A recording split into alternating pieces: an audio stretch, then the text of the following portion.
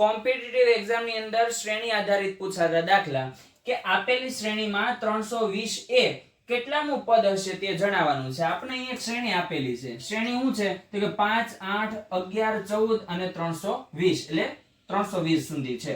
તો આપણે છેલ્લું જે પદ છે એ કેટલા નંબરનું હશે પદ? આ પહેલું પદ, આ બીજું પદ, ત્રીજું પદ, ચોથું પદ, આવી રીતે 320 કેટલા નંબરનું પદ છે. એટલે આપણે શોધવાનું શું છે તો કે n શોધવાનું છે. બરાબર, n આપણે શોધવાનું છે. આપણે આનું એક સૂત્ર છે પદ શોધવાનું, an બરાબર a પ્લસ કૌંસમાં n માઇનસ 1 d. બરાબર. હવે a એટલે તો કે પ્રથમ પદ કેટલું છે તો કે 5. બરાબર. d એટલે બે પદ વચ્ચેનો તફાવત, 8 માંથી 5 જાય એટલે 3. અને લાસ્ટ પદ એટલે કે an નંબરનું પદ તમને આપી દીધું. કેટલું આપ્યું? 320.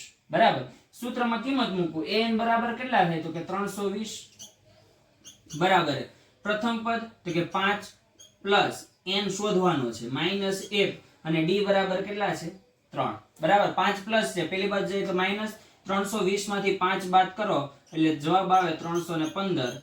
બરાબર. પછી શું વધે તો કે n માઈનસ 1 3.